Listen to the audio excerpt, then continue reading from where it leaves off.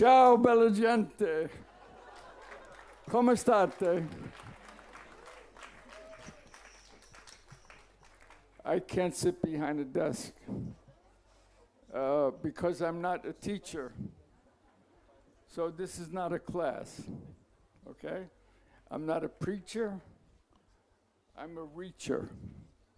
You know what it means to reach? Who's the translator here? Everybody speaks English? Okay, so I'm a reacher, not a preacher, not a teacher.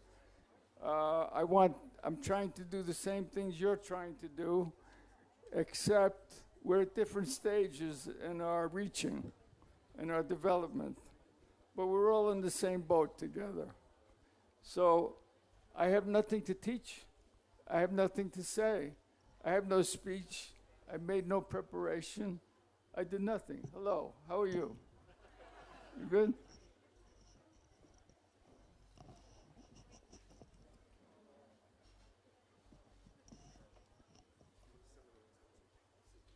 What's his name? Hector? Hector. Bravo.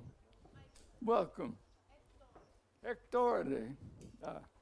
Excuse my bad Italian because my English is worse.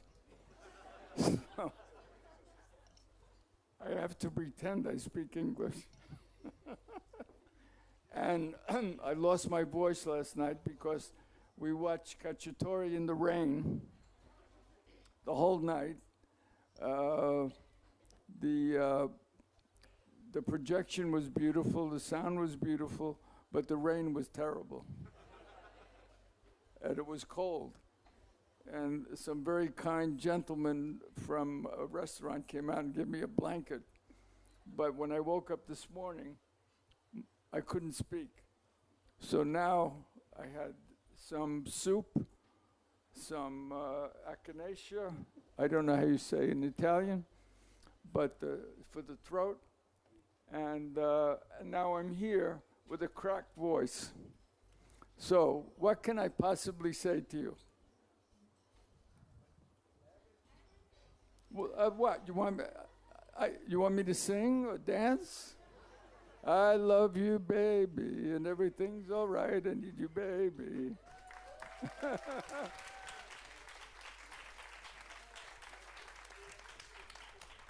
You're just too good to be true. Can't take my eyes off of you. You be like heaven to touch. I want to hold you so much.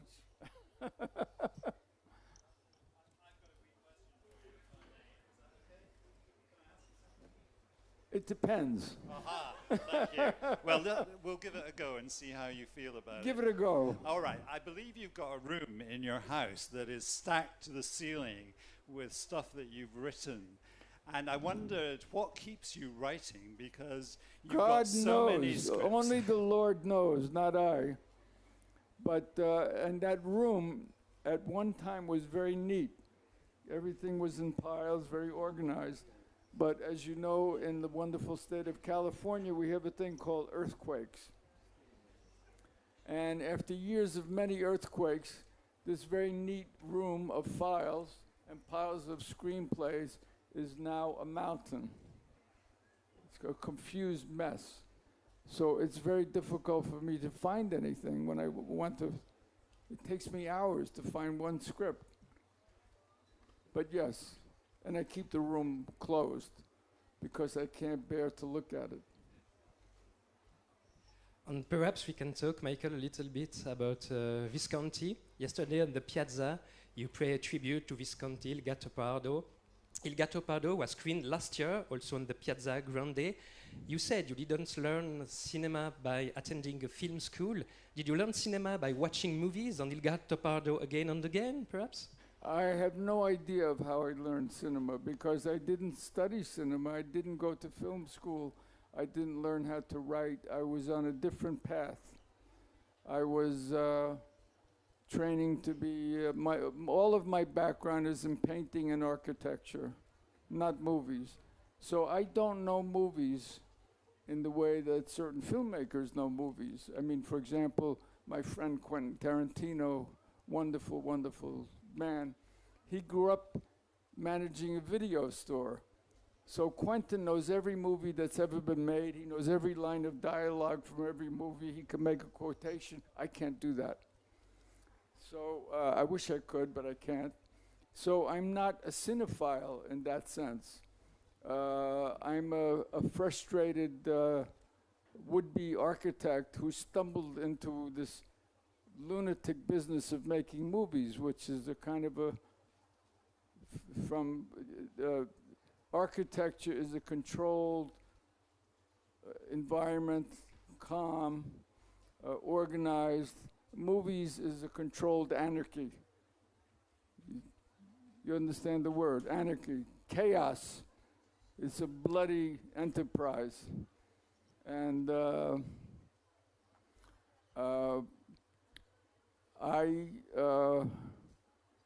I don't know why I made the turning in the road that I was on.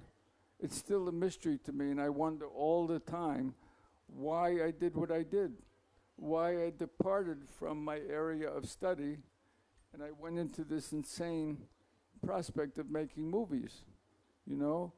And, but I did, like it or not, and here I am. I don't know how I got here. I think I came on some strange asteroid from space, some comet, boom, and I landed in Locarno, and I have no idea what to say. We can perhaps begin to speak about your first feature, Thunderbolt on Lightfoot, which will be screened tomorrow on Friday, I think. When you met Clint Eastwood for the first time for the role, he said, okay, I will do the film, but first you have to rewrite for me the script of Magnum Force, which was beginning by John Milius. So was it a big challenge for you as a young filmmaker to have to rewrite a script for Eastwood before to be able to direct him in a movie? Well, I was extremely, extremely, extremely fortunate, very, very lucky, which never happens, to work with Clint Eastwood. I went to Hollywood. I had been going to California because I was in the business of shooting commercials, mostly beautiful women and beautiful cars. And I think that's one of the reasons I left. I took this road because of all the beautiful women and the beautiful cars. I love cars and I love women. And so there's an opportunity to have both. But when I made this crazy suicidal turn off the road I was on, my longtime associate and producer, Joanne Corelli, Giovanna, is her real name, but she insists on Joanne, which I don't like, is the Americanized version of Giovanna. She said to me, Michael, I loved the people in California, not the movie people. I loved the people I knew, both the boys and the girls. Everybody was racing motorcycles, dirt bikes, everybody was sailing, everybody was surfing, everybody was riding horses, everybody was flying airplanes. And I loved this life. I loved flying to the desert and circling the plains at night and having a steak fry in the desert. I loved flying to Mexico. I loved all of these things, racing motorcycles. And I loved California. So finally, when I decided to go there, Corelli said to me, Michael, there's only going to be one way you ever get to make a movie. So I said, what is that?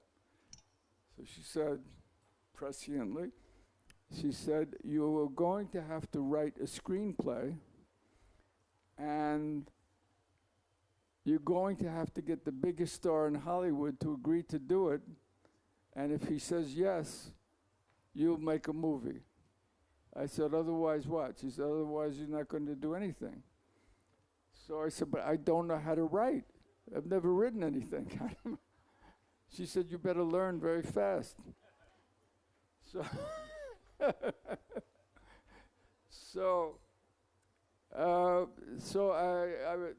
we had a rented house, and I took one bedroom, I made an office, put a little desk, and It belonged to an old Hollywood director. He was renting the house. And I made the mistake one day of opening the closet in the bedroom, and a whole mountain of scripts fell on me. He had so many scripts that he had accumulated over his life in Hollywood, and they fell on me like a mountain. And it frightened me. I thought, so many scripts, I can't believe it. In any case, I sat down, and I began to write. And I just began to write about people I knew about, and situations I knew about. And that's the way I write today. I can't write unless I have the characters. Everything I do is character-driven. And I think, in fact, the best fiction in movies and in literature, particularly in literature, always comes from the characters. I mean, what you remember about Anna Karenina. In America, we mispronounce it. We say Anna Karenina, which is incorrect, as you know. But what you remember about Anna Karenina is Anna and what she does. What you remember about Bovary, Flaubert's wonderful Bovary. You remember Emma. You don't remember anything else. You always remember the cat. What you remember about, what do you remember about, for example, Gone with the Wind? Somebody. Huh? Brett, right. Rhett Butler and Scarlett O'Hara. Huh? You don't remember even that it's about the Civil War. You forget. So it's all about character. So at least I had the sense from within to start with characters that I knew. In fact, after the film came out, a New York critic invited me to his home in New York City. He said, "Michael, how did you come up with all these crazy ideas in this movie?" I said, "What do you mean?" He said, "Well, how did you dream up the sequence where all the white rabbits come out of the trunk?" I said, "It's somebody I knew did that." He said, "Somebody you knew did that?" I said, "Yes." He said, "I can't believe it." I said, "Well, believe it, it's true." I said, everything you see comes from something in real life. And I believe that the best movies come from reality. They don't come from watching other movies. There's too many people who make movies today. Before they start to make a movie, they look at other movies.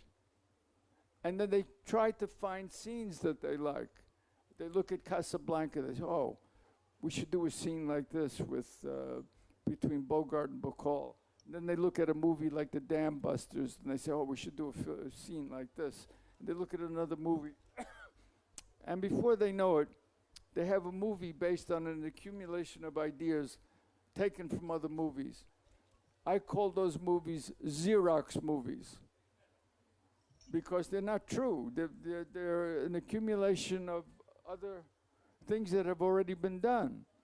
And so they age very quickly. That's why so often when you see a Hollywood movie and then you look at it 2 years later, it looks ancient, it looks very old, it looks very dated. And that's because it's not based on any truth. It's not based on real people, real characters, real situations. You follow? Everybody, comprende? Here's your cappuccino. You have your cappuccino, so.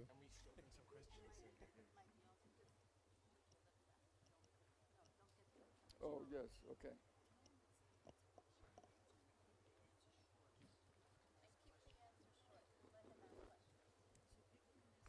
So, I'm talking too much, as usual. No. So you have to ask the questions now, because otherwise I will keep talking for 2 hours or 3 days. Yeah, but then you'll get hungry, you want to stop and have dinner or breakfast or whatever. And we'll be here all night, and then it will rain on us. It'll be like last night. And we all get sick, and my God, who knows what happens after that. So somebody ask a question, please. What's your name? What? Let's wait for the microphone. Where's your microphone? You need a microphone. Somebody give him a There's microphone. one here. What is your name? My name is Bruno. Nice to meet you. Hello, Bruno. Nice to meet you. I just want to know if you're still in touch with Dave Mansfield, which is a great music No. composer. No, at all? No. No? No. What do you remember about him and working with him, which I think is like great partnership, especially Heaven's Gate? I liked music? his work. Somebody else. There was a question just in the middle here. What is your name? Grazie, Valerio Caprara da Napoli, Valerio. quotidiano del Napoli. It's a beautiful name. Grazie. È difficile, è hard, città No, no, bella no, ed no, hard. no, no. Accanto al Pardo d'Onore a lei, cosa di cui tutti siamo entusiasti, c'è a Locarno una grande retrospettiva su Sam Peckinpah.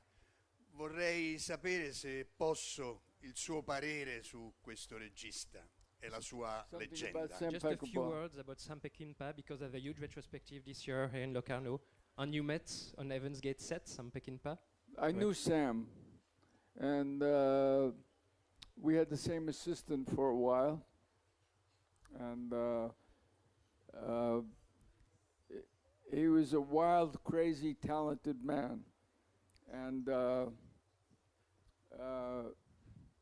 I love a lot of his work very much, and very sad what happened to Sam toward the end when he began having trouble making movies. But the early work, especially the movies with Joel McCrea, who was one of the great Western actors, was wonderful. Major Dundee, Ride the High Country, and some of his lines are wonderful. Like the great line from, I think it was Ride the High Country, where it's either Joel McCrea or the other actor says, I just want to enter my house every night and feel justified. It's a great line. And Sam loved the West. And I have a dear friend. My best friends are cowboys. I mean, real cowboys, not Hollywood cowboys. You know, walk around with fake costumes. But the real cowboys who rodeo and compete. And my best friend is a cowboy who still holds several world records for steer roping and calf roping, where you get a gold belt when you're a winner, gold belt buckle. And he was also, his name is Alan Keller. He worked with me on several movies, and he worked with Sam. Sam loved him because Alan was real. He wasn't a Hollywood cowboy. He didn't wear tight leather pants and tight leather pants tucked into boots with tight leather vests like some old-time Hollywood movie stars did, which was ridiculous. I mean, if you tried to wear that gear and work cattle all day, you would die. And so Sam was inspired by people like that. And as I am, I think that he liked people who told the truth. For example, Mr. Keller, Alan Keller, if you make an appointment with Alan, let's say for 3 o'clock or 12 o'clock, to come here at 12 o'clock, and all of you showed up at 5 minutes after 12, Alan would consider that you broke your word because you said you were going to be here at 12, you came 5 minutes late. For him, that wasn't good enough. It had to be perfect. And that's the way he competed in rodeo. That's why he was such a great champion. He was a perfectionist, and he still is. He still is. And he still has wonderful stories of Sam. Much better stories than I have. Perhaps another question in the audience?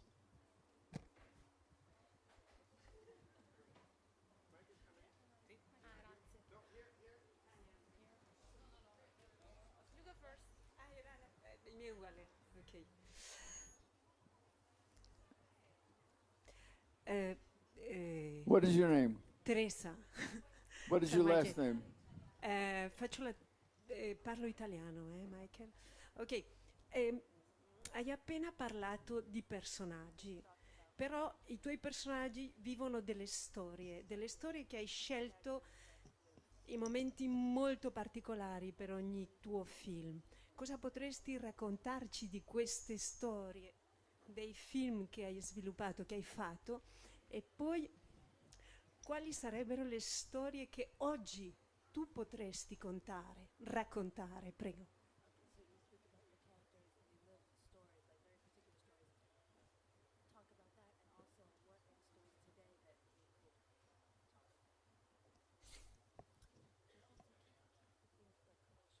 I'm trying. She told me to keep things short. I talk too much. So I'm sorry. Maybe we have to go past 1 hour, I think. So excuse me if I talk too much. It's my tendency, it's my weakness to talk too much. I think if you look inside of yourself, I like that you're laughing. I think if you look inside of yourself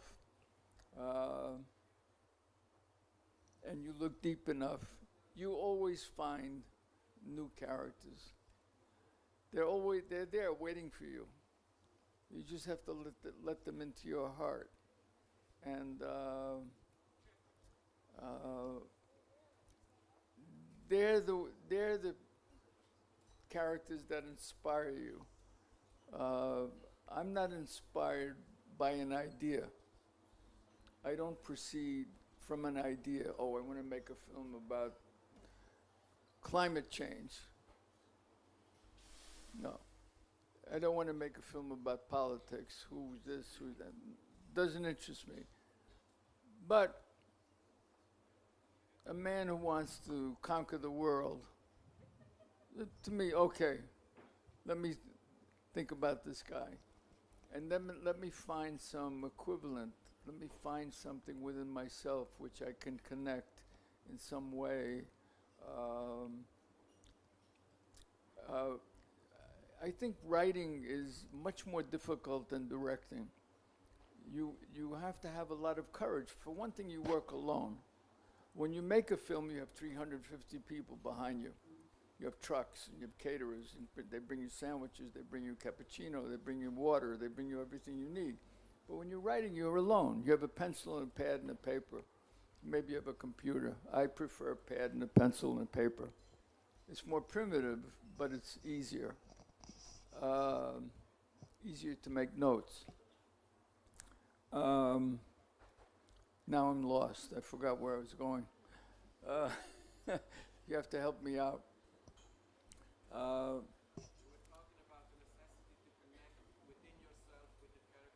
Yes, and it's very hard to be truthful with yourself. It's very, very difficult. It's a big struggle to be truthful. I mean, you're always on the verge of slipping into an idea rather than a truth. You're always on the verge of slipping into a cliche instead of the truth. You're always on the verge of a cliche instead of the truth. The answer is always in the truth. And that is the search. That is the work when you write. And I didn't learn this in any school, as I said. I just had to learn it by doing. I think the best way, by the way, and probably I'm talking too long, but I think the best way for anyone who aspires to make movies, to write or to direct or to do both, even a producer, the best way and the cheapest way, the most inexpensive way to learn is to study acting, which may sound strange to people who don't want to be actors, but studying acting helps you be a better writer, and it helps you be a better director. For one thing, when you're on stage acting with another actor, you learn what you don't need to express with words.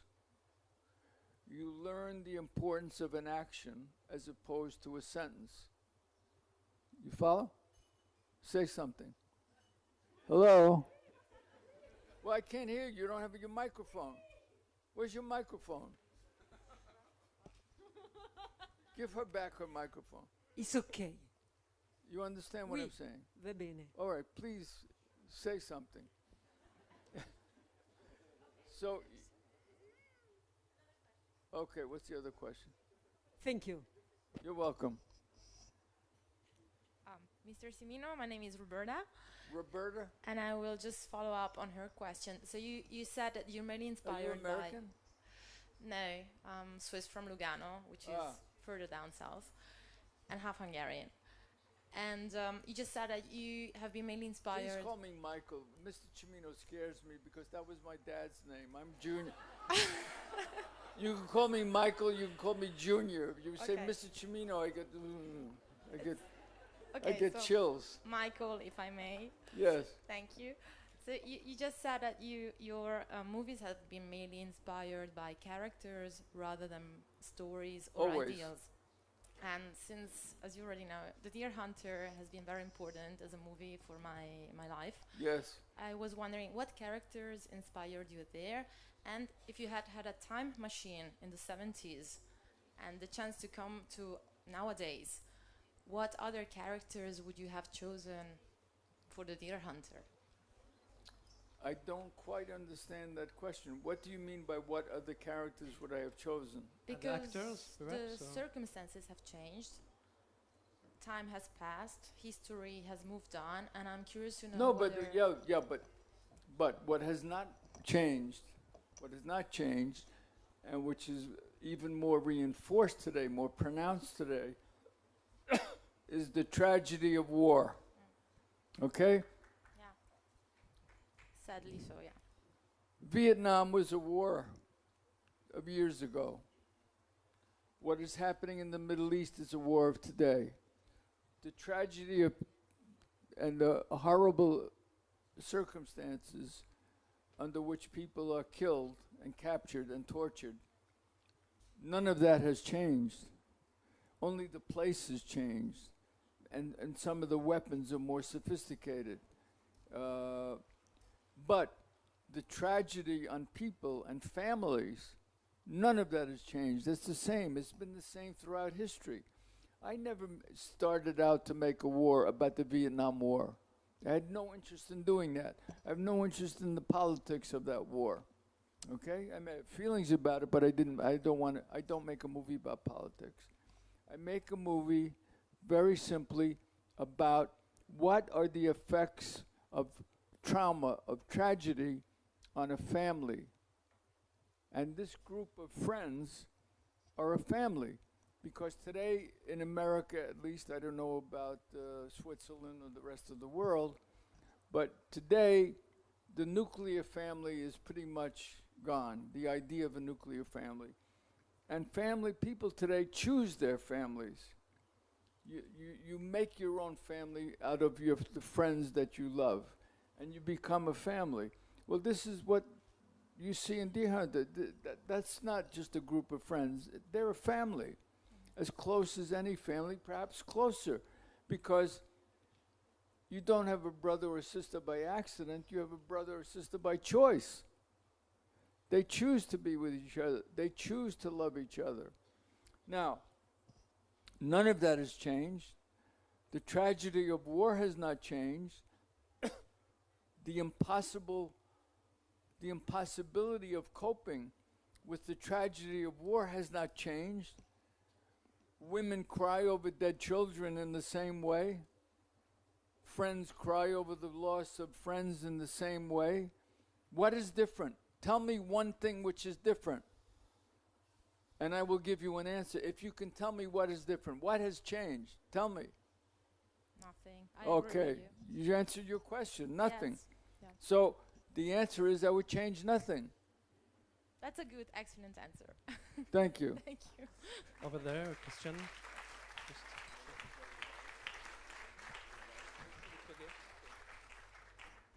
Buongiorno, mi chiamo Umberto. Buongiorno. Umberto, Umberto. wonderful Italian name. Umberto. Io da sempre sono appassionato del lavoro dei caratteristi più che delle star hollywoodiane. Tu hai lavorato con molti di loro e vabbè. Volevo avere un breve ricordo di due, vorrei chiederne tanti, ma almeno due, di attori con i quali tu hai lavorato, tra l'altro nel primo film, George Kennedy e Geoffrey Lewis. Yes. What about? Sì, un ricordo. Just some souvenir recording about those two actors of Thunderbolts.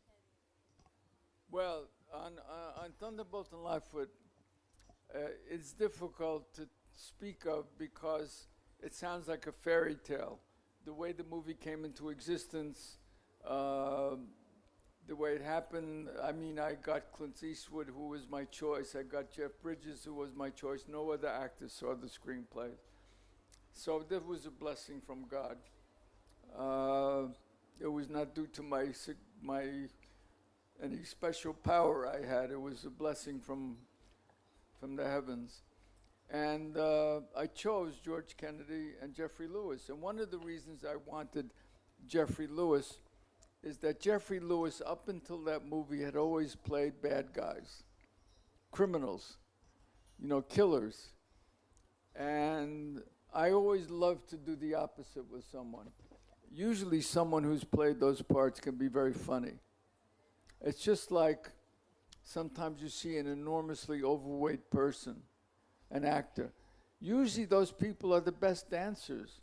They dance beautifully. They're light on their feet. We've seen that in many, many, many, many movies. And so often the best criminals make the funniest people. I mean, I knew at a time in my life, I knew many of the New York mafioso from a certain family, one of the families. And I knew many of the hitmen, the killers, the people who killed on contract. And they were the funniest people you would ever want to meet. They loved to tell jokes. They loved to laugh. They loved movies. They loved to talk about movies. And you would never expect it. One time I was at a dinner with a group of these people, and one man whose name I will not mention, because most of the people I knew died in jail, but they were joking. Everybody at the table was joking because he had to make a hit. You know what a hit is? Say, you have a microphone? Somebody give him a microphone. Where's the microphone? He went over there for another question, so... Give him back the microphone. Mamma mia. You know what a hitman is? Sorry? You know what a hitman is, the expression? Killer. Ma con Geoffrey Lewis? No. Sì, un killer. Yes. Yes. Yeah. And he had a contract to take out somebody. Take out means to kill. To take out somebody in New Jersey. And he was practicing in his backyard with a bow and arrow. You know bow and arrow? Hello? Say yes. Umberto, wake up, please.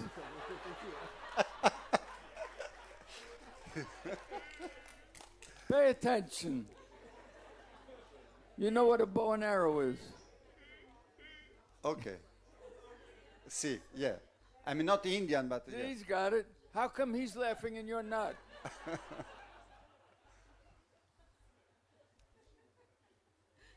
So, you know what a bow and arrow is? Yeah. Huh? Yeah. Okay. So he was practicing with a bow and arrow. So someone at the dinner said, why are you practicing with a bow and arrow? He said, I never killed a man with a bow and arrow before. So I wanted to try. I never did it. So I'm practicing.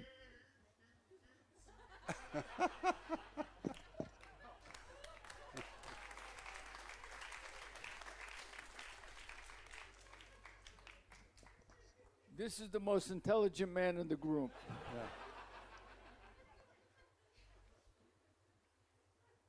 Next time I write a script, I'm going to put you in it. Okay? Yes.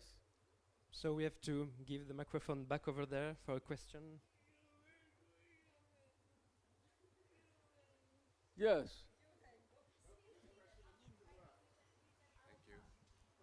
Yes. Question. Good. Question over there, Michael, from another director, Mr. Leguet. Hello, my name is Philippe Leguet. Yesterday, I'm here. Stand up. Yes, yesterday we shared the Grande Piazza as I was showing my film just before yours, and Yes. it was. And I think you bring me luck because it was not raining yesterday evening, so I thank you for that. And you made a wonderful speech about your influences and your tribute to Visconti and Ford and Kurosawa. Sometimes I have the feelings looking at the mountains that we are in a Kurosawa film here, and especially when there's fog in the morning. But my question is that you make a very moving tribute to architecture. And I think for a while you had a project about doing a remake of The Fountainhead. Could you tell us about that? Yes, I can. Because of my field of study, the hero, when I was very young, was a great, I consider still the greatest American architect, Frank Lloyd Wright. I don't know if you know who he is. You do? Okay. He was an exceptional human being. Not only a great architect, but he was a man of courage and flamboyance, and wonderfully flamboyant. He designed all of his own clothes, for example. He used to love to wear a cape. On his first job in Chicago, Chicago was the home of architectural innovation at a certain period in American history with the development of the skyscraper. And Wright's mentor was a man named Louis Sullivan, who was a great Chicago architect. And Wright used to love to ride to work, to the suburbs, to the city on a horse. No other architect that I know of in the history of America rode to work on a horse. And he lived to a very, very old age. And there's so many stories about his life, I can't possibly recount them all. There's a book about his life. But he was beloved by Ayn Rand. And the Fountainhead, it has been said, I don't know if it's true, I can't verify it, but it has been said that Ayn Rand based a lot of the character of Howard Rourke, the hero of the Fountainhead, on Wright. And if you know a little bit about Wright's life, you can understand why this is very possibly true. For example, in Hollywood, for the best movie, we give an Academy Award, the gold statue. In architecture, we have what is called the, instead of the Academy of Motion Picture Arts and Science, we have an organization called the American Institute of Architects. And every year they give a gold medal to the person they deem the best architect in America. So after years of ignoring Wright, because he was so many radical departures in design, and he was so daring and so unconventional, they ignored him. Finally, they got to a point where they could not ignore him anymore. They had to give it to him. And they gave him the gold medal, and so he went up on the stage to receive it. And this was his acceptance speech. Now imagine somebody in Hollywood doing this when they got the Oscar. He said to all of these architects, if my ideas about architecture are correct, then I am the only architect in the room. And then he walked out. Now, how could Ayn Rand resist that character. There is a wonderful moment. One of the reasons I wanted to make the movie is there's a wonderful moment in the how many people have read The Fountainhead? No, not too many? Well, there's a wonderful moment in The Fountainhead, in the book and in the old movie with Gary Cooper, where the character of Howard Rourke has become impoverished. He can no longer find work, which at one point happened to Wright. And he didn't revive for many, many years, and he didn't revive his career until he was in his early 70s. In fact, he built the Guggenheim Museum in New York at the age of 90. He was an incredible man. And there's a moment in The Fountainhead when this architect has had to close his office, shut off the lights, couldn't pay the electric bill, and he was forced to work in a quarry. You know quarry. In Italian, of course, you know quarry. You take the marble, right, from the ground. Umberto, you paying attention? My friend here gets everything. And he makes me laugh. And he's coming past a building site in New York City. And at that time in New York, whenever they would be putting up a new skyscraper, they would put a wooden fence around the site so nobody would get hurt from the blasting and the construction going on. And the construction company would cut holes, like portholes in a ship, in the walls so that people who passed by could look in and look at the work. And there is a moment, which I think is the quintessential moment of Fountainhead, and in the revision that I did, was Howard Rourke, played by Gary Cooper, is looking through this hole in the fence. He doesn't say one word, but in his eyes you could read the hunger to build, the bottled up passion to be doing this building.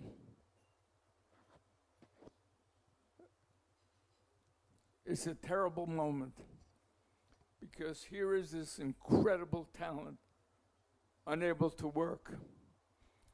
And suddenly he hears a voice and a person says, "Mr. Rourke," and he turns and looks, and there's this very dandified man who's in, he's even wearing spats. You know, how do you say spats in Italian? You know, the white covers over shoes. Huh? Okay. You got it? And very, very, very dandified and very full of himself, very awful person. And he looks at Mr. Rourke, and he's a small man, and Rourke is a big man. And he says, "Mr. Rourke, you don't know me, but my name is," I forgot his name, so-and-so, Archibald, whatever, some silly name. And he said, and Rourke looks at him, doesn't say a word. And he looks at Rourke with absolute contempt. And at this poor, bedraggled man who is dying to work. And he says to him, "You don't know me, but I am the one." Turns out to be the architectural critic, like a film critic. "I am the person who has prevented you from building this building. I am the one who has helped destroy your reputation. I am the reason you are not working today. What do you think of me?" Rourke just looks at him and says, "But I don't think of you."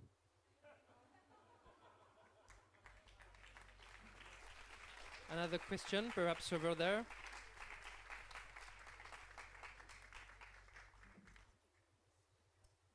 Hi, my name is Christian. You've said that all of your that your films are character driven and that you don't think of a specific subject such as politics. No, ever.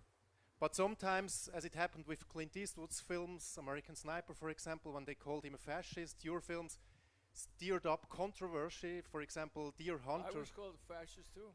I don't know, but at the Berlin Film Festival, the socialist countries withdrew. How do you deal with such reactions? Do you like to step in and defend it, or do you No, I leave don't it? defend it because I've been called everything. On my first movie, I was called homophobic. My second movie, I was right-wing fascist. My third movie, I was called a Marxist. My next movie, I was a racist, and on and on and on. So I have the title of everything. You can call me whatever you want. You can say I'm Call you a master. incompetent. I don't care. I have no reaction to it. And do you read reviews? Do you No. look how the response is? No. I don't read the good ones, I don't read the bad ones. Because what can you Okay, thank you.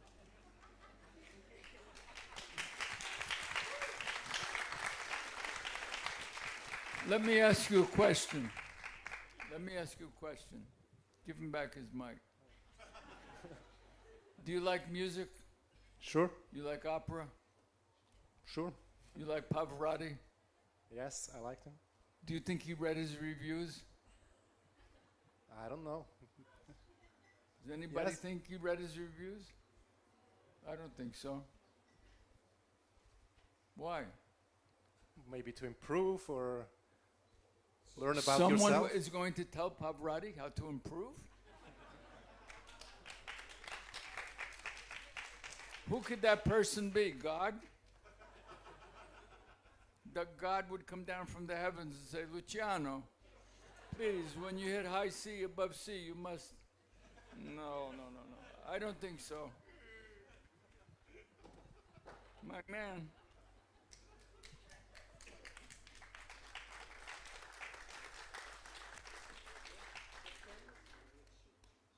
Over there, perhaps, outside in front.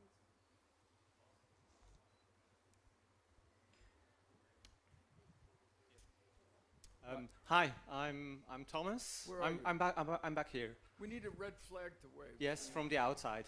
You know, like in racing, you know. Yeah. Come into the pit. Well, first let me thank you. You're one of the guys. Thanks to them, I landed in the business. You have a lot of passion. I couldn't help but notice you talked about the main character in Fountainhead looking in with hunger in his eyes. And please tell me if this question is too personal. What? But you haven't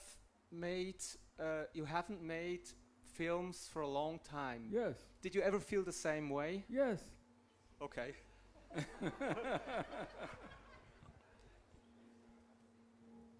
Does that surprise you? No. Bravo.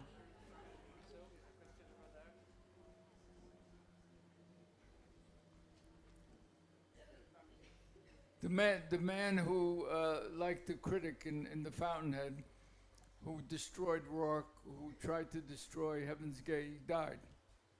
He's gone. I'm still here.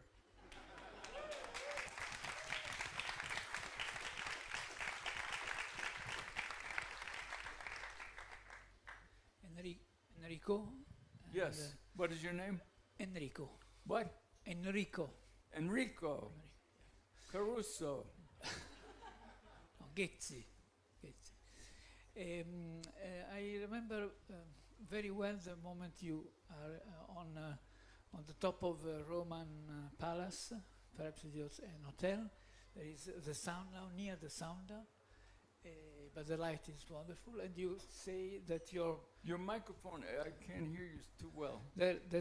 Your life movie.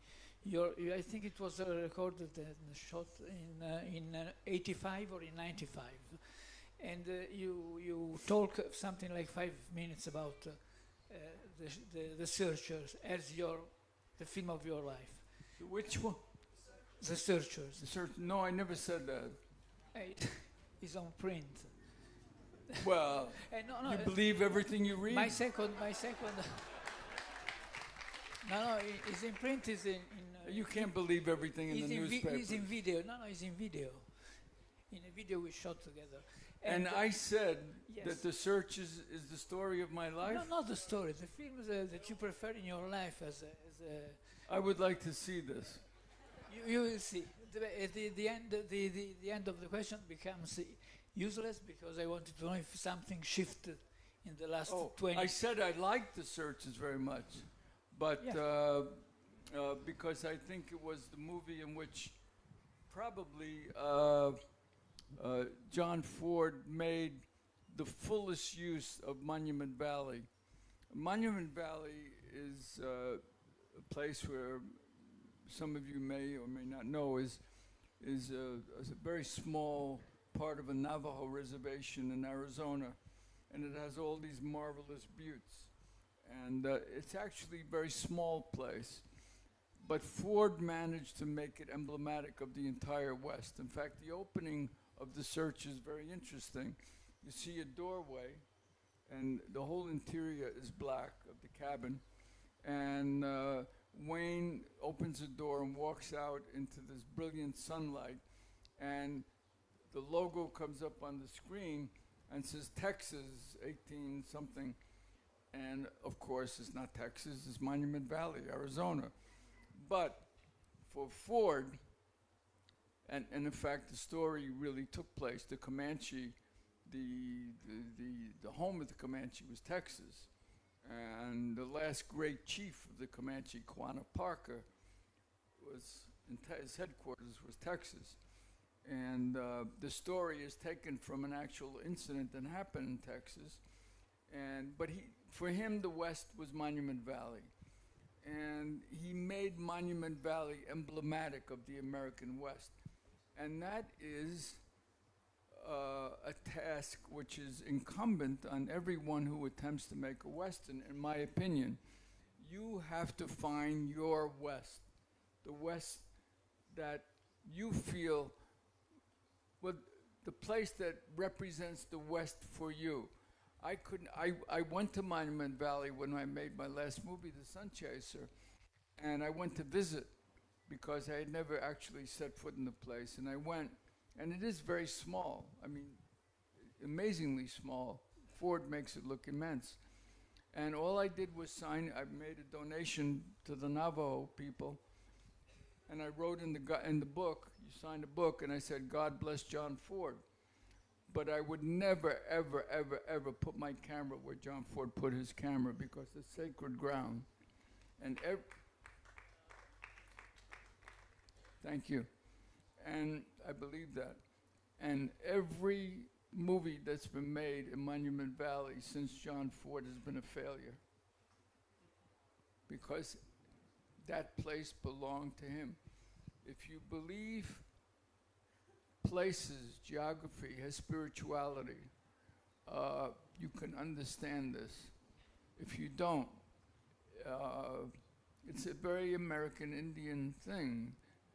You know, everything has spirit, even the hail which falls from the sky, the rocks, the trees, the air, everything. Everything has spirit. And the mountains, as every mountain climber knows, if you don't respect the mountain will kill you. Well, it happens in filming. When you're filming a mountain, you might have the most incredible looking mountain, and you have most beautiful shot, and the sun is behind the mountain, and you have this incredible backlight.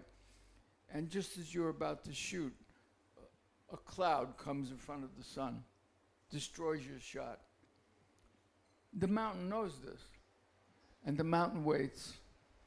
The mountain is testing you, because as a director, you're doing this. All day long, you're looking at your watch, because time is money in movies, and you have to be on schedule. At your watch, how long should I wait? How long should I wait? Should I settle for a mediocre shot, or should I wait for the great shot? How long should I wait? And the mountain is waiting to see if you have the courage to wait. Huh? You understand? Okay. And when you wait, You have the courage to wait. Suddenly the mountain says, okay, I reveal my true beauty to you. And then you get your shot. And that's why when I work in the mountains, after a shot, I always say, thank you, mountain. Because the mountain gives me a gift. It gives me the gift of its beauty. You follow? Yes. My name's Jonah, and Jonah? Yes, Jonah. And I wanted to ask you something about the Sicilian. Yes. What do you? I mean, it's one of your films that I love the most, and I just would like to hear from you how you approached. How was it filming in Italy, in the places where Visconti shot, and and. Visconti didn't shoot where I shot. I mean Sicily as a place as a whole. Neither did Jeremy when he made Giuliano. Sicily's a big country, and it's one of the most diverse countries culturally of any country in the world. And it bears the same relationship to Italy as Ireland does to England. They're similar, but they're completely different. In Ireland, they have a language, and they don't say Gaelic, they say Irish. And in the north of Ireland, there are counties, Donegal, where the signs are in Irish, and people will only speak to you in Irish. At least this was so maybe 15 years ago. Maybe now it's changed. In Sicily, they speak Sicilian. They don't speak Italian. They speak Sicilian, which is a particular kind of dialect. And shooting there was incredibly, incredibly difficult because the people, for example, if you had a big crowd, about a few thousand people, and you give them lunch, and they come back from lunch, and 5 minutes after that, and then you have to, you're doing a period movie, and everybody has a position. They have to go back to their position for the shot that you had to break to make room for lunch. And you have to send all of your assistants around to grab all their plastic bags because everybody has bread, everybody has salami, everybody has something to eat, which they took from the lunch wagon. And you have to go collect all these plastic bags. And they have plenty of water, plenty to drink. And immediately they come back to saying, agua, agua, agua. They want more water, more water. So it's very difficult to deal with the crowd. And very, very, very, very hard. But the people, wonderful. They're wonderful as individuals. As crowds, they're difficult. But it's a beautiful, beautiful. And we were there in a year where they had a St. Martin's summer, which is a late summer into the fall. In America, we say Indian summer. In Italy, they say St. Martin's summer.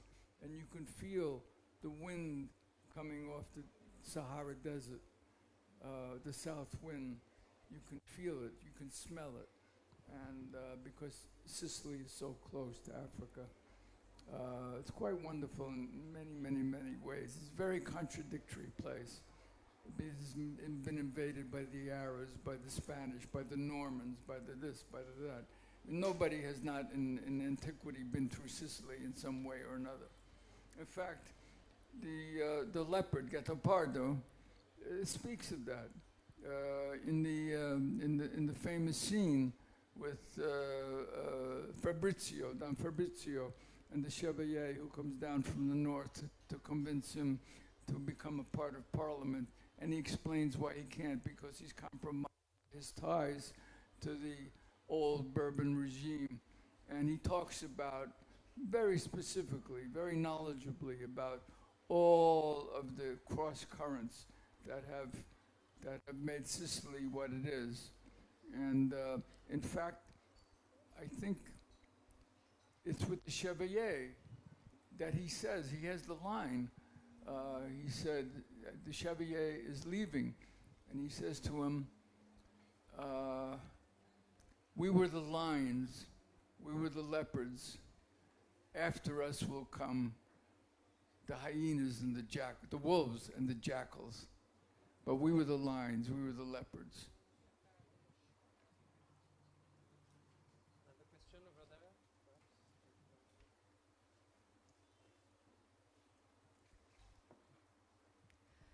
My name is Ulrike Koch. Huh? My name is Ulrike Koch. Ulrike? Koch. Koch. K-O-C-H. Yes. And I just want to use this momentum to say 3 thank you to you. Well, thank you very much. I have to detail, go to detail. First is, of course, for your films and your great work. Secondly, for your experiences and wonderful stories and wisdom you share with us today, which is very inspiring for me. And the third is very personal, and you may remember, because many years ago at the Taormina Film Festival, you were jury president and you gave the Caribda d'Oro, the Golden Charybdis, to me for the film The Saltman of Tibet. And it was very, very moving for me. I must come and give you a hug. Oh my God. You know,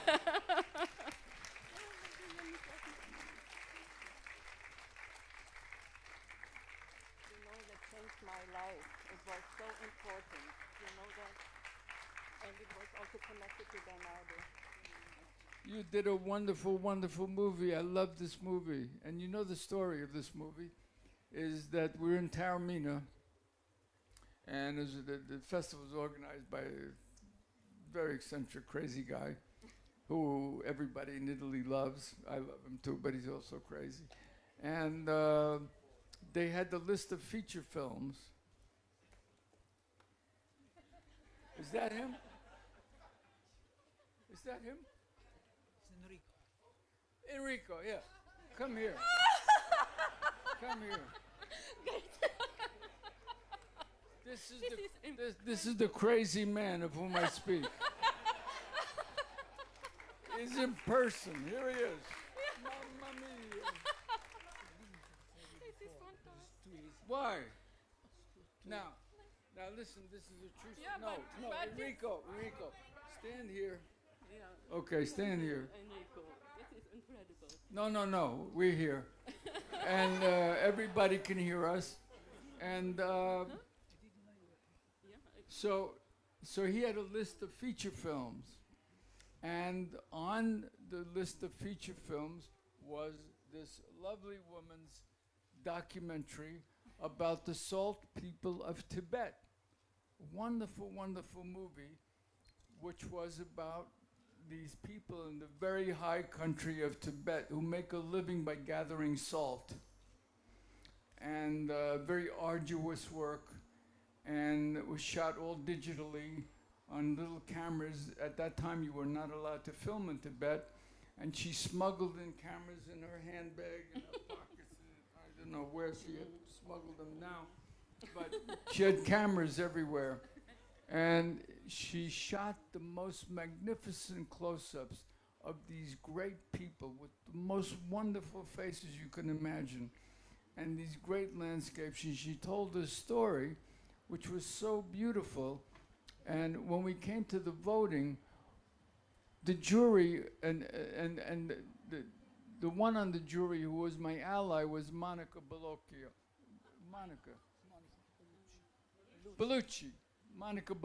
beautiful girl, but also smart, very, very smart. I loved her. And we kept saying, what film did you like? Nobody liked any of the feature films. But the only one on the feature film list was this lady's film, The Salt People of Tibet, even though it was a documentary. This crazy person put a documentary on the feature list. So Monica and I said, look, let's make this the winner, because this is the best film. And everybody said, yes, this is a great idea.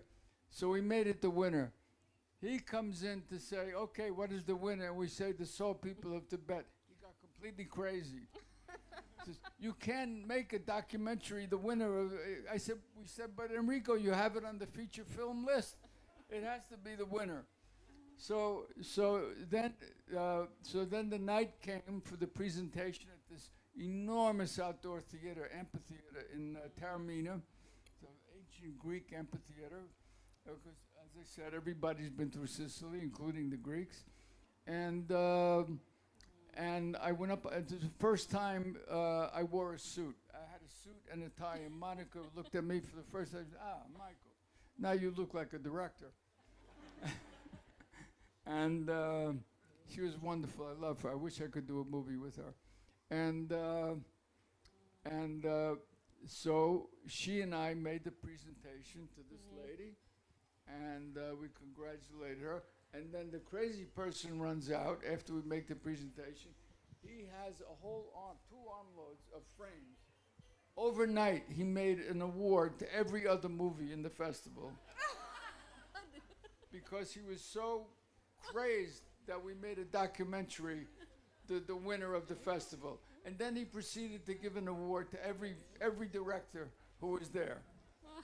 This is my story of Taormina and these 2 marvelous people. Thank you. Thank you. Thank you very much. Thank you.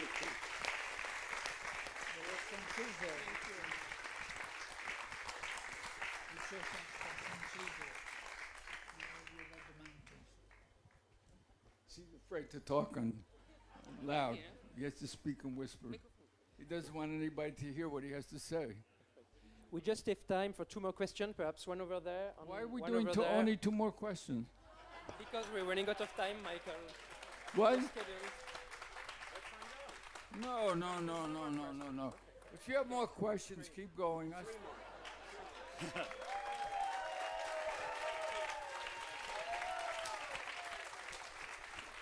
I stay all day with you. Hello, Michael. It's Richard Moe here again. I asked the first question at the beginning, Yes. so I hope you can allow me a second I remember one. who you are, Richard. How could I Absolutely. forget? You've got my name.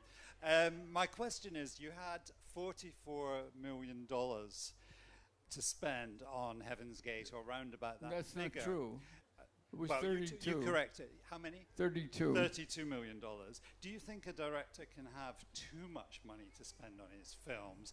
And does that give you an added burden of responsibility when you realize so much is resting on one particular movie? That question has a sinister implication. No, not at all. I'm just curious. Yes, it does. All Because right. you're implying something about me having too much money to spend on a movie. I don't like this No, question. I'm thinking, is that a good thing or is it a bad thing? As Shakespeare said, nothing is either good or bad, but thinking makes it so. Thank you.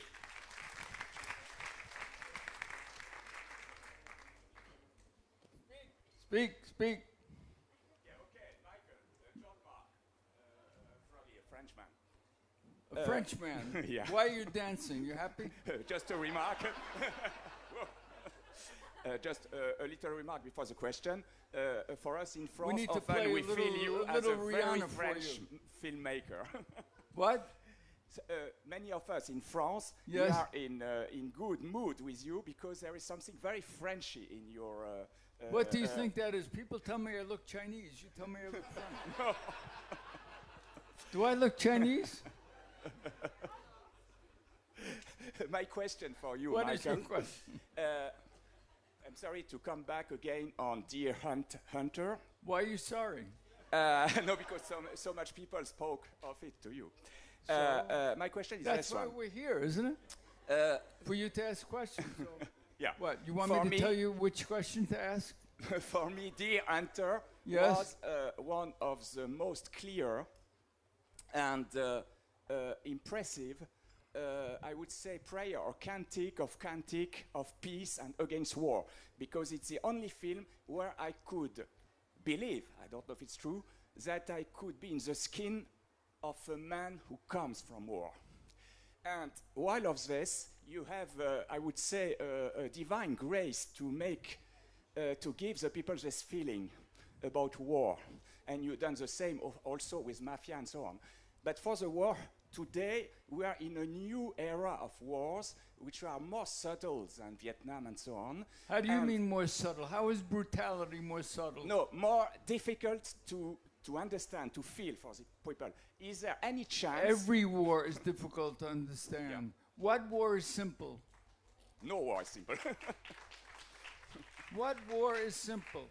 Politically, physically, mentally, spiritually. What war is simple? There is no war is madness. Yeah. It's madness. And usually madness created by old men, and young men pay the price. Always throughout history.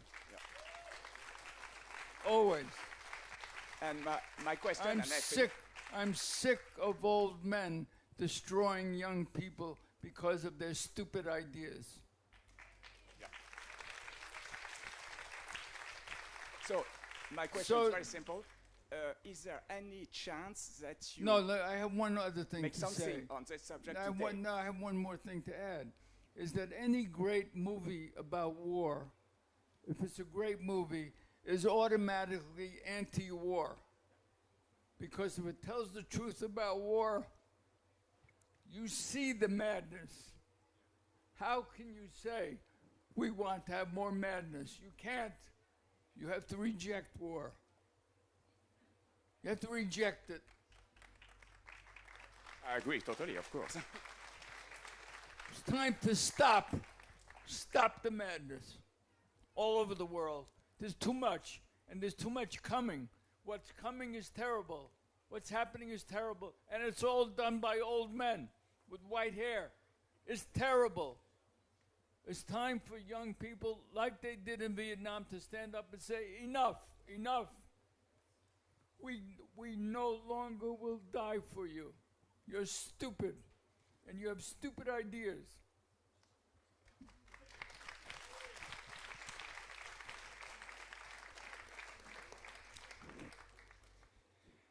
Michael, I'm sorry, I got carried away. Excuse me. Coming back on the other favorite subject, on Fountainhead. Yes. What is your name? Joël Echua. Joël. Suppose you get 100 million now to get the film and to do the remake of the film with Gary Cooper. Who will you be your choice for Howard Rourke? And also, I'm curious, since you like Beautiful Woman, for Dominic, his lover. And second question, do you have any film that you didn't make or you renounced in making because you didn't have the right first choice actor, or an actor you would have loved to direct that you didn't? No, because I'm very lucky as far as actors go. All of the actors that I know want to work with me. And for one reason, someone once asked me this question, Michael, why do your actors not badmouth you? You understand this word. Why did they not speak badly about you? I said, why should they? I said, all I do is work as hard as I can to make them look as good as I can. I try to bring out the best in them. I try to make them look the best they can. I try to get the best performance from them. I kill myself to make them look good. So why should they not want to work with someone whose drive is to make them look good? I don't like this idea of directors as celebrities. I think it's a terrible mistake. I think a director should be invisible. A director's job is to be behind the camera, not in front of the camera like this camera. Right? Say yes. Good. You know, there was a time when nobody knew what John Ford looked like. Nobody knew what Howard Hawks looked like. Nobody knew. Do you know the man Victor Fleming, who made Gone with the Wind and The Wizard of Oz in the same year? Do you know what he looks like? No. So why don't we know who these people are? Because they were under contract to studios. They didn't make a movie every 3 years, every 5 years, every 10 years. They made 3 movies a year. I would have preferred to work then, not now. Now is a pain in the ass. Then it was a job. And you went to work, they said, okay, Michael, Monday you show up, you have Humphrey Bogart, you have Ingrid Bergman, you're on the set, this is the script, start shooting. And you went to work.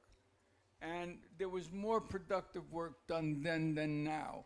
Now is so much bullshit, we're drowning, like you up to here. It's terrible. It's a terrible waste of human energy. It's a terrible waste of psychic energy. It's a terrible waste of money, of human effort. And there is so many things that are planned and never come to fruition. And it's never because you can't get the actor. It's because you can't get the money. You can't get the backing. That's the reason that stops so many projects. I have a whole closet, a mountain of projects that was stopped, not because of actors not wanting to do them. I've had actors dying to do certain things, but because of certain producers, certain conditions, certain elements of greed, certain elements of misplaced pride. Because of them, the movies didn't get made. Not because of the actors. Never. I have never had that problem that I couldn't get an actor. But I've had a lot of problems with people who are not actors.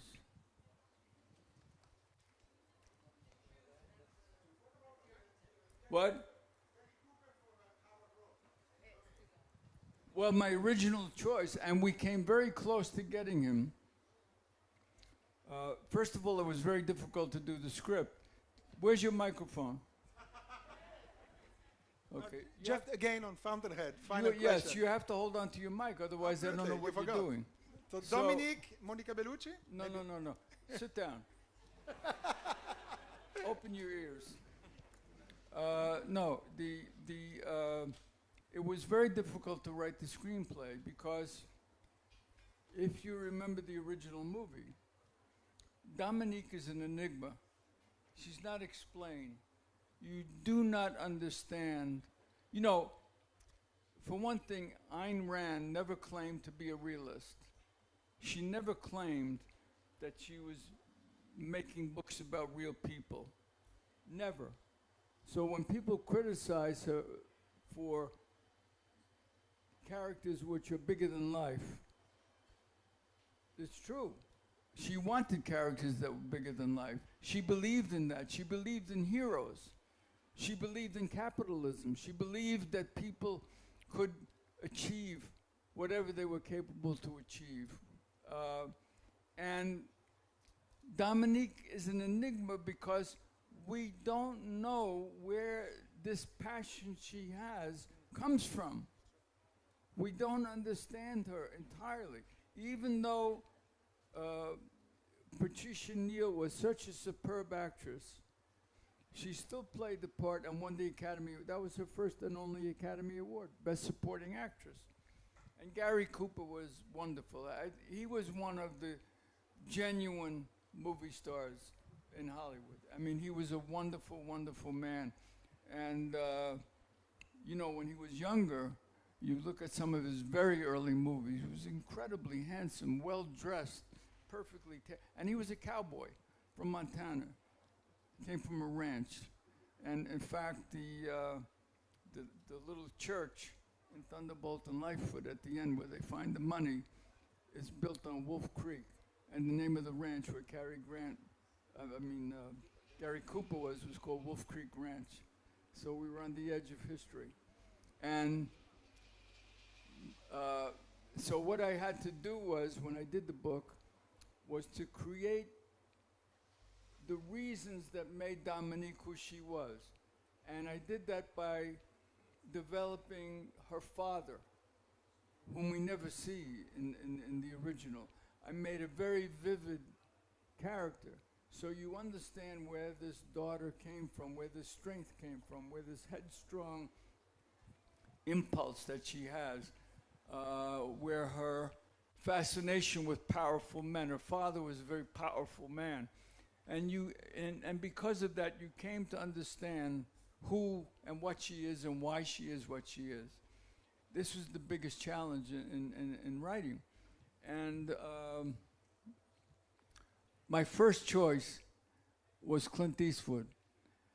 And we gave Clint the script, actually, and he wanted to do it. But he had one reservation, and there's the reason he didn't make the movie. We didn't make the movie, sadly. Had nothing to do with me as director, of course. It had to do with the fact that there's a big scene at the end of the book and at the end of the movie that I wrote, which you may recall if you know the movie. You're taking an awful lot of pictures. Hello, sir? Hello? Why are you taking so many pictures? You should listen more than take pictures.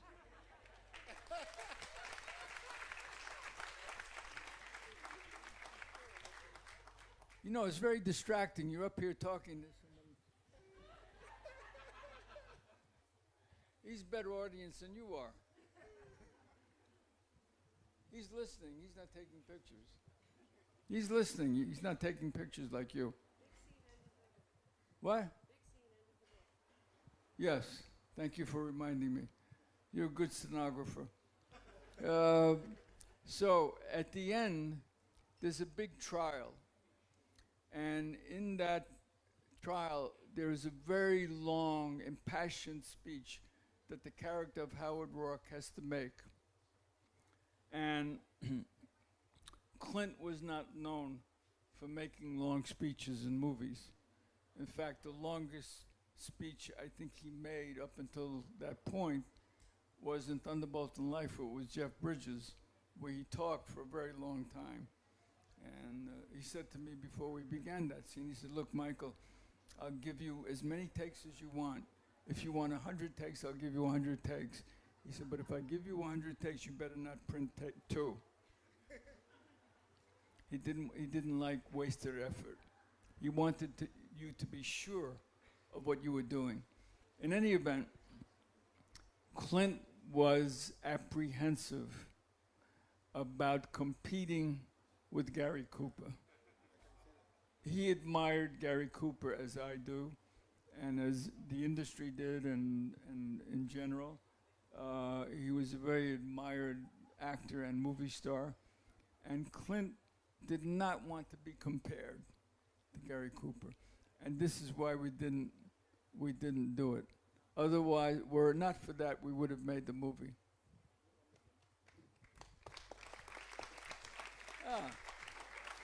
You see what happens when you listen?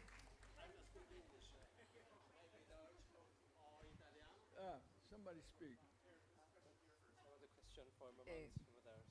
Good afternoon. My name is Ambretta, and I would like to thank you for the beautiful show we are listening to. And I would like to ask you if... Stand up, I can't see you. You're buried behind this man in front of you. Okay. Yeah, take the computer out of your hand. You don't need the computer here. Put the computer down. Okay. Sorry, no. It's not sorry. Why do you need a computer here? Because I'm writing an article on your... About what? For a daily newspaper. Oh. But anyway... How can you write if you're not listening? I can do it. Either you're writing and you're listening. You can't do both. I can't write and listen. I'm trying it to. Anyway, I wanted to ask music, you. I can listen to music and write, but I No. can't listen to somebody speaking. I wanted to ask you if we will have the chance to see another movie from you, and if you can just say a word about your Italian origins. My what? Your family comes from Italy, and from your hometown in Italy. Is the town of Cimino, north of Rome. There's a small town named Cimino. There's a bank on the Via Veneto called Banco Cimino. There's a mountain called Mount Cimino.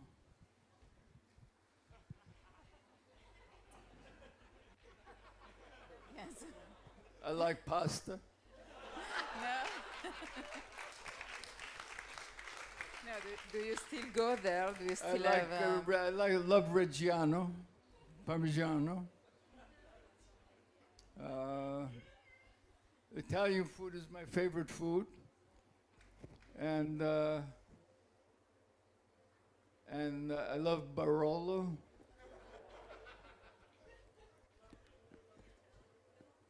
And I love Fellini. I love Visconti. I love all of the great Italian filmmakers, Antonioni. So many, so many, so many, so many, so many. It's very upsetting to me that Cinecittà and Rome is not a big center of filmmaking now. I made a big speech about this in Rome. I said, you have a duty to resuscitate Rome, to revive Rome as a filmmaking center. I said, you have so many great, De Sica, so many people, and I'm sure I'm leaving some people out, but Fellini to Italian culture is important as Pavarotti, as Titian, as Raphael, as Canaletto.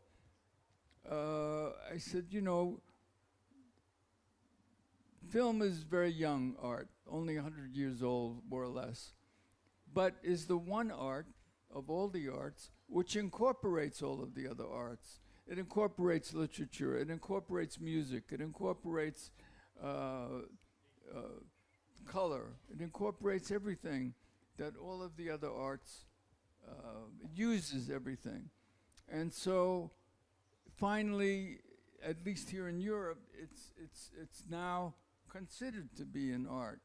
And so I think we have a duty to honor the great Italian filmmakers and to encourage filmmaking and film activity in Rome, which was once a great capital of Cinecittà was once, and I tell you a story. You want to hear a story? Or you're going to type on your goddamn computer? Do you want to hear something or you want to write something? I want Who wants to hear something? I want to listen to you. No, you don't. You're writing. But what you say? Bah. I tell you, when I was making The Sicilian, I had the very great opportunity of meeting a number of people who work with Luchino Visconti, the great Visconti. And it meant a great deal to me. We did the wardrobe at Umberto Torelli in Rome, in the Prati district, near my favorite restaurant, Matriciano. And it was a big yellow house, which Mastroianni lived on the top floor. I forgot who lived in the middle, and Umberto Torelli lived on the first floor. And he did all of the costumes for Visconti's operas and his movies. And Tosi, of course, was the designer. And when I first arrived to do a fitting for the wardrobe, we went to this big yellow cake in the middle of this region, and this is the only way you could describe it. And I said to my costume designer, who brought me there, who had worked with Visconti on one of his last movies, I said, "Where's Torelli?" He said, "Oh, he never comes to a fitting." I said, "What do you mean he never comes to a fitting?"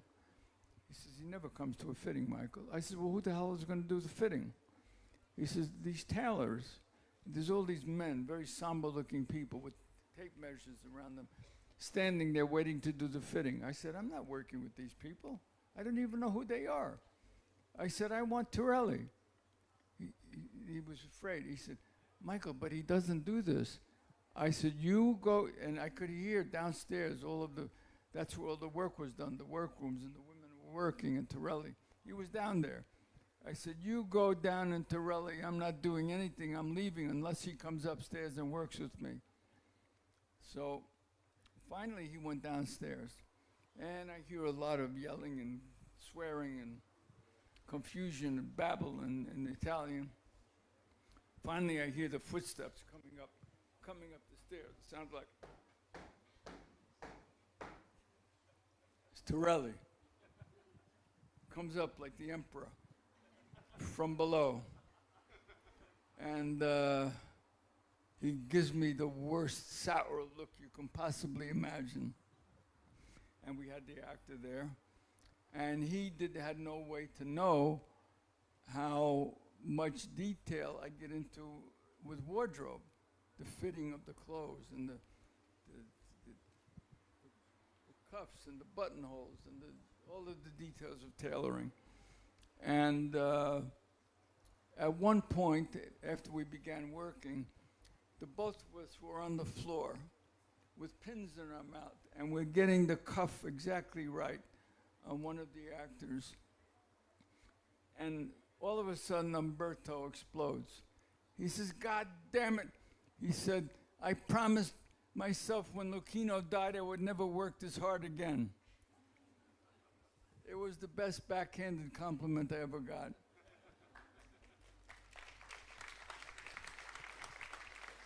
And then the icing on the cake was Tosi came by, Piero Tosi, who did, of course, all the costumes for the leopard and Gattopardo.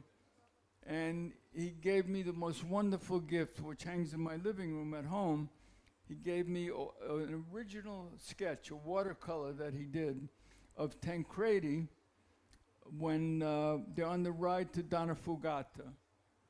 Who knows the leopard? You know the movie.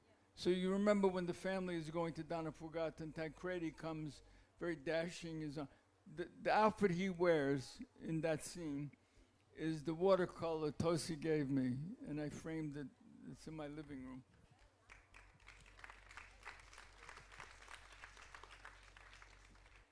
So we have just time for what the question was.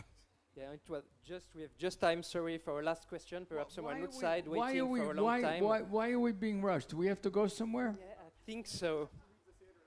Why? Where do we have to go? They're the next group, you see. They're the Q&A for film here. And what are they going to talk about? I think about a filming competition in Locarno, so. Is there, are they going to have a more interesting? 10 more minutes.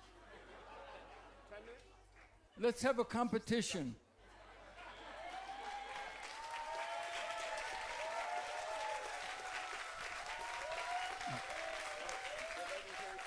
We put them on one side, and we go on one side, and we have a... 10 is okay. So we have a question from someone far away on the outside, Michael. Yes, what is your name? Hello, I'm Francesco. Francesco. Hi, Marco. I want to ask you if you have a new things that you're working on, a new film, a new idea, a new script. I'm sorry. If you have a new things that Always. Now and always, coming, yes. I never stop. Okay. Thank you. Never stop. If you stop, you die. Thank you. If you can't write a book, if you can't write a screenplay, write a song. If you can't write a song, sing a song. If you can't sing a song, do a dance. Can I ask you another question? If you can't do a dance, write a novel. Okay. Do you know NLP? NLP? Who? Neuro-linguistic program. And in the States, California, they know this from the 70s. Neuro-linguistic program is about how we work as human beings. No, I don't. I'm sorry. Okay, that's okay. Thank you. And I don't know how we live as human beings, much less work. It's a mystery to me. Well, it's instinctive somehow. But these are new technologies they discover from... technology is going to teach us how to live? This is more knowledge they put together. To teach us to be better human beings. Yeah, and somehow how to work with our problem, how to know things. I look forward to this. I'd rather drive a Ferrari. Okay. Which I once had and got many tickets.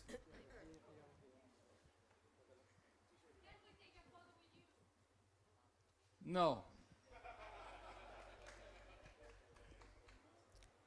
You need the microphone.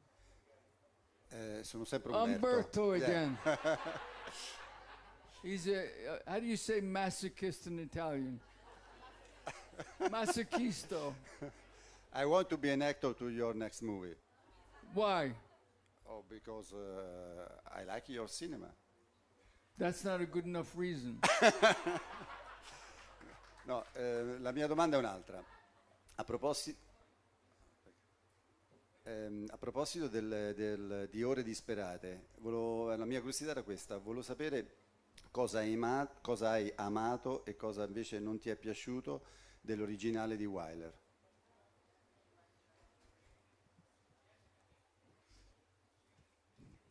It's not so much the original; it's what was done to what was done to the cut of the movie by the studio, which I took.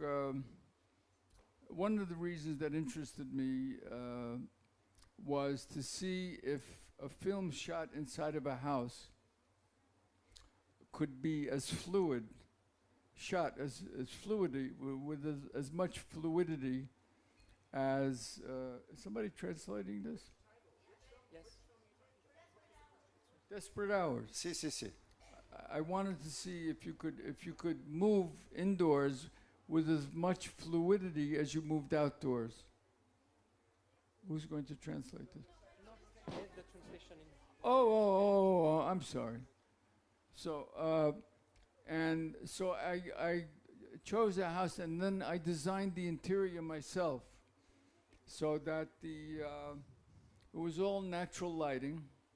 There was no film lights any place. It was all source lighting. And I designed all of the doorways so the dolly could move in any direction throughout the house. And the center hallway was such that I could put a crane in there and move and dolly with the crane and go into any room that I wanted. So the house was designed for complete fluidity of movement in any direction. And then that was all worked out very well. But then there were problems with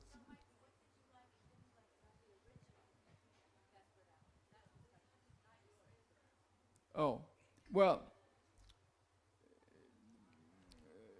we didn't know when the movie was made about something, I don't know how you translate this, but there was something called the Stockholm Syndrome.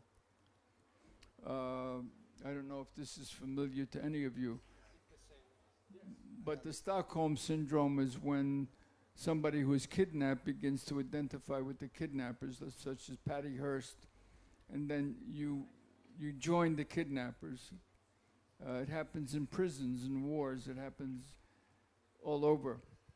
And we didn't know about this at that time. And there is a lot of unintentional humor in hostage negotiation. I took special pains to become a hostage negotiator. I took the FBI course, the intensive course with the FBI in Los Angeles for 2 weeks, and I learned how it's a terrible, terrible job, and the pressure is unbelievable because you are making a life and death decision. You're surrounded by a team of expert marksmen who are trained with lasers on people, and at any moment you can give the order and they die. And it's up to you as the negotiator to decide when to kill, when not to kill, when to keep negotiating, when. And the examples they give you are terrifying because they're real. And you give the order, they give you one scenario, and then you say, okay, shoot. And then your teacher tells you, okay, you killed everyone. And in real life, what happened is the negotiator kept talking for another 10 minutes, and everybody came out alive. And you completely sweat through your whole body. And you realize the power of life and death that you have in one word: kill. And we didn't know about this kind of thing back in that day. And so, and there's a lot of very, very unintentionally funny dialogue that goes on between the negotiator and the hostage taker. For example, it's very banal, but it's very funny in its very banality. For example, you get up in the morning and you get to negotiate. You have to negotiate on the telephone. You say, "Good morning, Bob. Did you have a nice sleep?" He says, "Yes." This is the man who's got holding your people prisoners, and you say, "Would you like something to eat this morning?" "Yeah, I'm a little hungry." "Okay, well, what would you like? McDonald's or some coffee or a sandwich or a donut? What would you like?" "I don't know. Get me something different." "Okay, I get your Subway sandwich."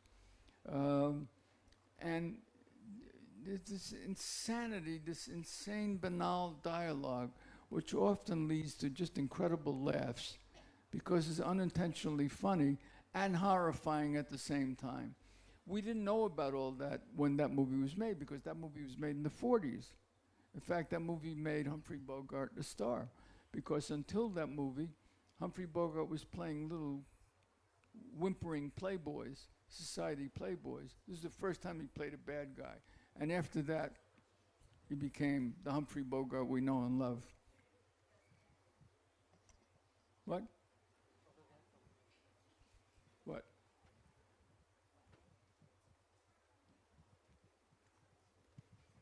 Io un poco italiano, smeglic Deutsch o italiano? Italiano. Italiano. Scusa, per foto. Io presento da lei film prima volta in Polonia, anni 70-80.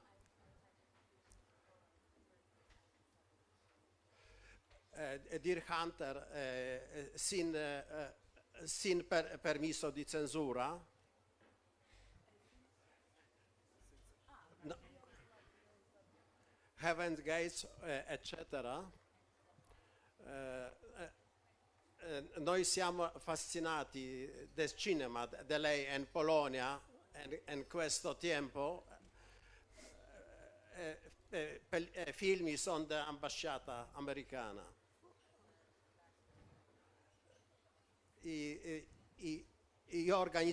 Io invito a Polonia Michelangelo Antonioni, primera mondiale, professional reporter, Bertolucci, Lindsay Anderson, Alan Parker, eccetera, eccetera.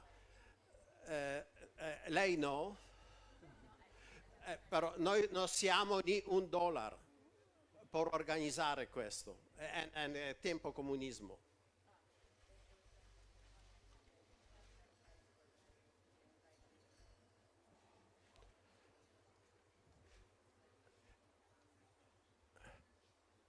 Io organizzo molte discussioni con molti cineasti del mondo e molto grazie che discussione con lei, spettacolo da lei oggi è il più meraviglioso di tutti, grandi cineasti del mondo.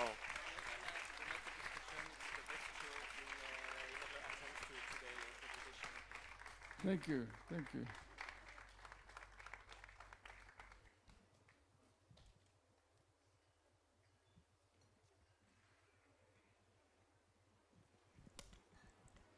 Hello.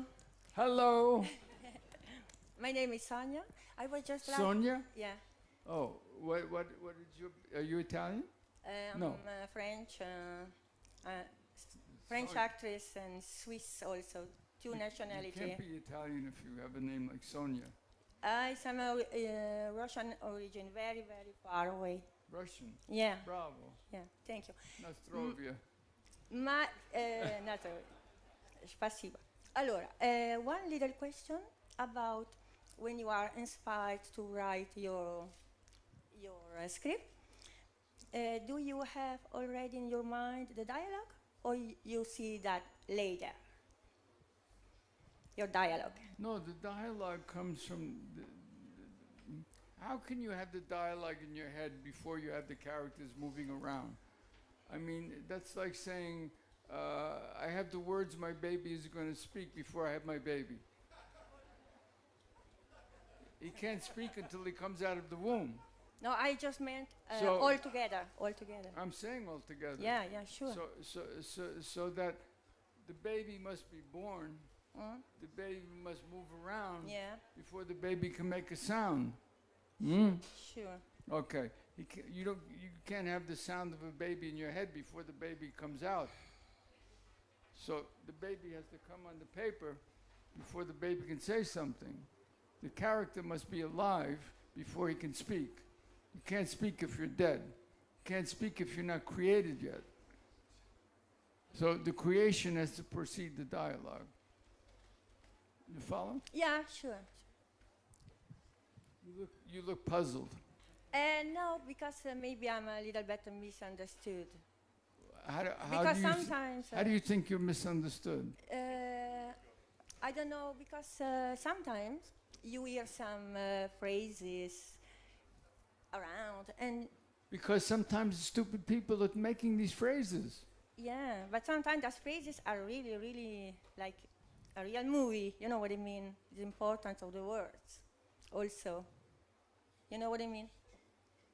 Words are words, okay? Mm. It's not a question of words. It's a question of who's using the words Yeah. and how they're using the Yeah, words. that's it. Shakespeare used English, Mm. and somebody who works on the docks in England speaks English, Mm. but it's a different kind of English, a different kind of words. A poet doesn't uses the same words as a novelist, but he uses them in a different way than a novelist. Prose and poetry are two different art forms. And movies are too. And the theater is yet another one. Yeah. Mhm. And literature, so you have books, you have plays, you have screenplays, you have, each one is a different form of writing. Sure. You Thank- still look puzzled. No. I think- can't help this woman. No, thank you. It's okay. It's okay, what's okay? To hear about your experience. What? To listen to your experience. Listen to my experience. Yeah, because you're doing a lot of things. What do you never wanna listen stop, to? You never stop. You're doing a lot of things. That's very positive. Very So heartbeat. dynamic. My heartbeat. Okay. Thank you. You're welcome. Hi. Who my name is is something- Andrea. Andrea. Andrea. You Italian or Greek? Italian. Ah. I'm poor like a Greek, but I'm Italian. You're what, like a Greek? But no, I ask you. Yes. What is for you? Who else would you like to ask? The American dream for you. The American dream. What is? You believe in the American dream or not? Your opinion about the American dream exists? Of course. Of course. Why does everybody want to come? Why do people come across the border? Hundreds of thousands every month. Why? Why are people coming to Italy from Africa? Why? It's a dream. Why are people trying to get into England? A dream. Everybody has dreams. Everybody. If you don't have a dream, something's wrong with you. It's a question, do you have the courage? Do you have the energy? Do you have the strength? Do you have the idea to make your dream a possibility? You must have a dream. If you don't have a dream, you can't be alive. You have a dream? Yes. What is it? Is make a romance, a Make- great romance. Oh, yes? Yes. You mean for real or right? Not. I hope that a million person read the book. Oh, so you want to write? Right. Yes. Ah. Are you a writer? I'm a journalist, but I also write. Ah, journalist, very dangerous. Journalism is not writing. It depends. No, journalism is words, often carelessly used and strung together with ill meanings, and not a very good understanding of vocabulary. So next life. No, this No. life. You In just this have life? to change. Ah, You okay, have to I can change, okay, You I have can to stop this journalism nonsense and start writing for real. I have a new dream. Write real things. Yes. Journalism is fiction. Okay. Bad fiction. You need to write good fiction. Yes. You It's agree? here. So It's make here. a promise you're going to write good fiction. Okay.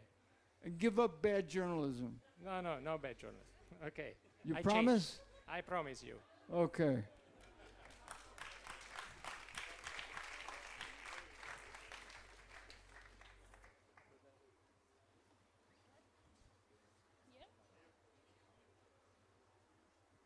Ah, somebody outside. I'm off the territory. You're off the territory. You're an immigrant. You're Yes. trying to cross the border. I'm right on the border. So jump across the border. There you go. See? I'm fully here now. Now you're here. Okay, thanks. What does an immigrant want to say? Yeah. I think that might be a good point that you're saying the immigrant thing. But what I was going to ask you is, because I think you have great people skills and great perceptive skills, and I thought perhaps you have a key answer for me. How do you deal with a competitive environment, competitive people, a lot of aggressiveness, a lot of ego that is fighting? Because filmmaking is like a magnet, right? So it draws a lot of people with good intentions, bad intentions. How do you find your place? How do you go ahead? How do you deal with these people? You have to do the same thing people do in football. People always aggressing. People are trying to kill you. So what do? What can you do? There's only one thing to do. You have to be more aggressive. You have to fight harder. You have to have willpower. In American football, they come to kill you. They're trying to cripple you. So what can you do? You have to be stronger, tougher, smarter, faster. That's what you have to do. You have to do everything better than those people who are trying to kill you. You want to compete with tough people, you have to be tougher. The world is a big, tough place. It always was, always will be. In order to succeed, you have to be tough. You want to write a romance? You better work very hard, because a lot of people have written a lot of great romances. So you have a lot of competition. You have hard work ahead, very hard work. You have to sit your ass down on a chair 8 hours a day and work. It's tough. It's tough. The only way to deal with it is to be tougher, stronger, spiritually stronger. But you're nice at the same time. So how do you do that? I have a split personality. Now, I'm just pretending to be nice now.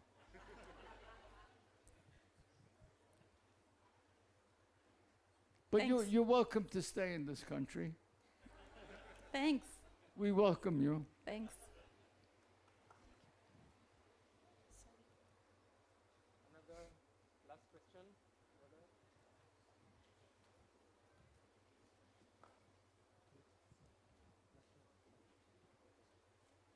Hello, my name is Nicolas.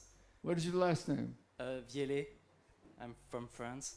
Yes. And well, nowadays, American directors who have trouble to work in the United States, yes, are finding producers in Europe. Yes. I'm thinking like Brian De Palma or Abel Ferrara.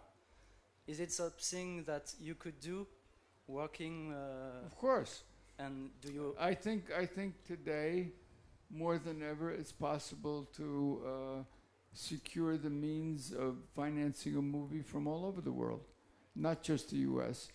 And in fact, the major studios in the U.S., the majority of the films that they distribute are not made by them.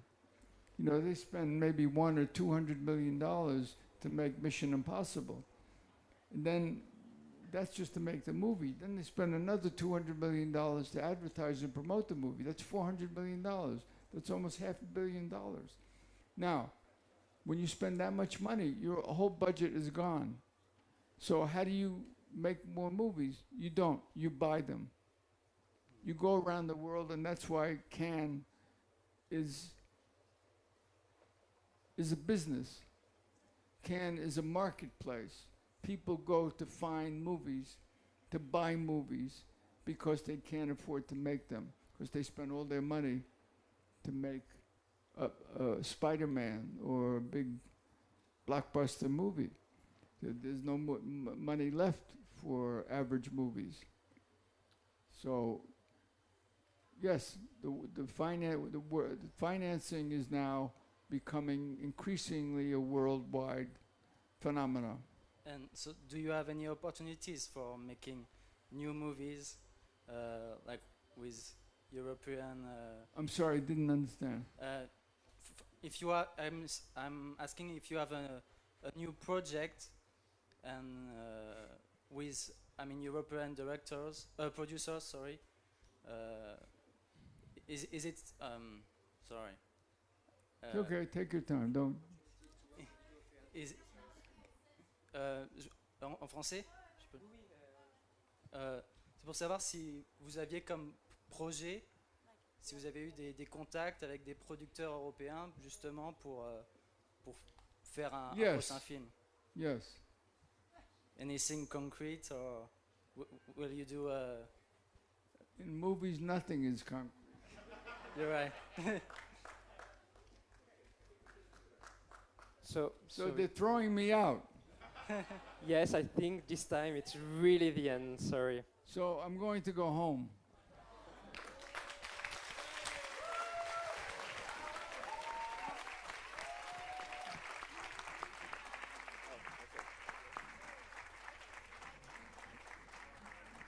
Wait. 1 second. We're going to do a photograph with the man in the wheelchair first. Step back, please. We're going to do a photograph over here, please. 1 second.